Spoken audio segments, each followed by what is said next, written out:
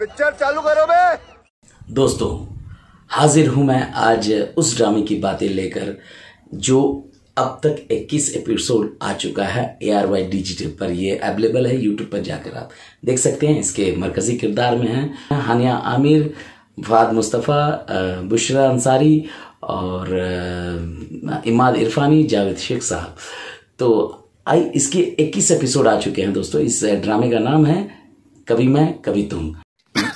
सही पकड़े हैं। तो आइए दोस्तों, इसकी मुख्तसर कहानी पर नजर डालते हैं। जैसा कि आपने देखा कि अब तक एपिसोड में कि शर्जीना की शादी फहद मुस्तफ़ा से एक एक्सीडेंटल मैरिज के तौर पे होती है। अचानक जब अदील जो है यानी इमाद इरफानी शादी से मुकर जाते हैं तो वहाँ पर छोटा भाई मौजूद होता है और शर्जीना ये कहती है कि इनसे शादी करनी है और वो शादी करके घर आ जाती है। यहाँ पे बुशरा अंसारी जो उनकी सास हैं वो थोड़ा सा प्रॉब्लम क्रिएट करती क्योंकि ड्रामा में ट्विस्ट चाहिए। उधर जावेद शेख साहब को हार्ट अटैक का दौरा पड़ जाता है और फिर उनकी जो बड़ी बहू है यानी इमाद इरफानी की जो वाइफ बनी है, आदिल की वाइफ, वो उनकी मदद करती है और उस घर में आकर के अब रहने लगी हैं क्योंकि उनको इनसिक्योरिटी होती है कि कहीं उनका शौहर वापस शर्जीना के साथ अपना टाका ना भिड़ा ले। एनीवे, अब उसके बाद वहां रह करके वो उनको ईगो प्रॉब्लम है और वो अपना साजिश रचती है। फाइनली इस एपिसोड तक आते आते उन्होंने मुस्तफ़ा से बदला लेने की सोची और मुस्तफ़ा पर इल्ज़ाम लगाया, शर्जीना पर इल्ज़ाम लगाया। जब कुछ 35 लाख के आसपास रुपए जब वो घर लेके आती हैं, अपनी सास को देती हैं और उनकी सास के यहाँ से खुद ही चोरी कर लेती हैं और इल्ज़ाम मुस्तफ़ा पे डाल देती हैं। एनीवे, यहाँ तक की स्टोरी आई है। आइए इसके स्टोरी को एनालाइज करते हैं, ड्रामा को एनालाइज करते हैं।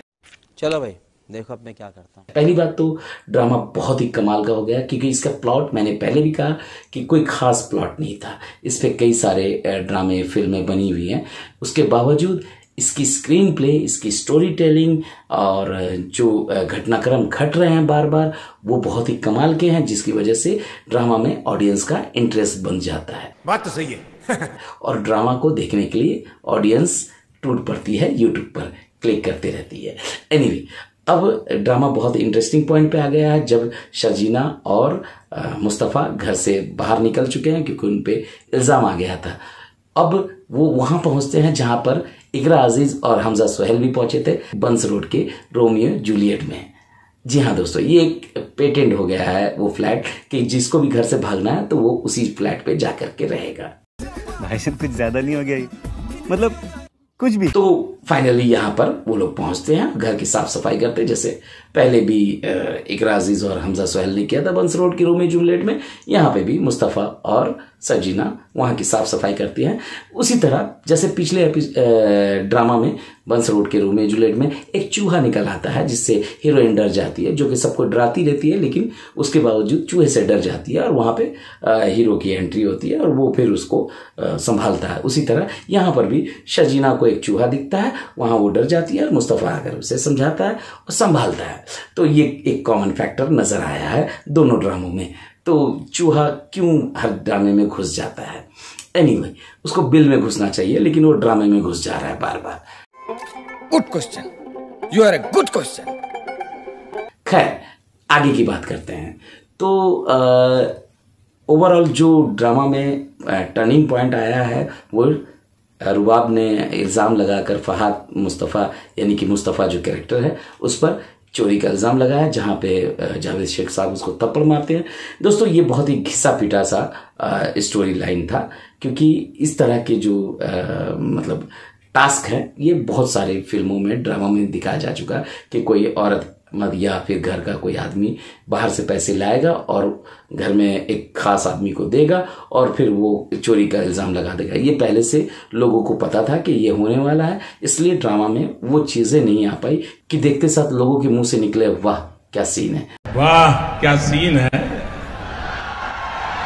वाह क्या सीन है। लेकिन ऐसा कुछ नहीं हुआ और वही घिसा पिटा सीन नजर आया जो हर जगह पे दिखता है।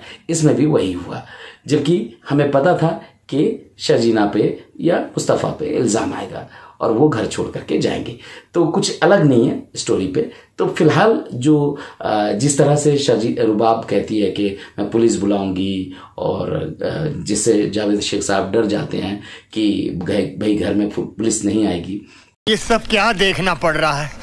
अच्छा है मैं अंधा हूँ।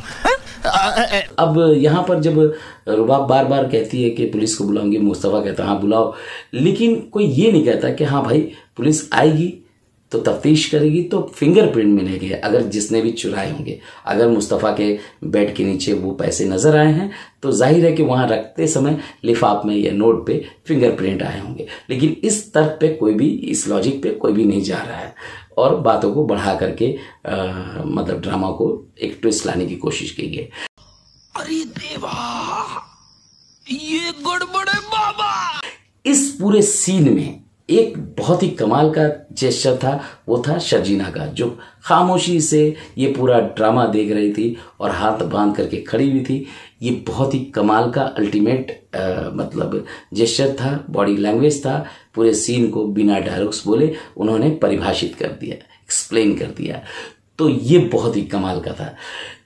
यही बातें थी दोस्तों, जो अच्छी और बुरी बातें थी मैंने आपके सामने रखी। इसी तरह की बातें मैं लेकर आता रहूंगा, मेरे साथ बने रहिए। मैं मिलता हूं आपको अगले वीडियो में, तब तक के लिए अलविदा, अपना ख्याल रखिए, लव यू ऑल। और हाँ, एक बात और जाते जाते मैं यही कहूंगा कि अगर आपने मेरे वीडियो को देखा है तो लाइक जरूर कीजिए, कमेंट जरूर कीजिए और चैनल को सब्सक्राइब कर दीजिए। Thank you so much. भाई ने बोला करने का तो करने का।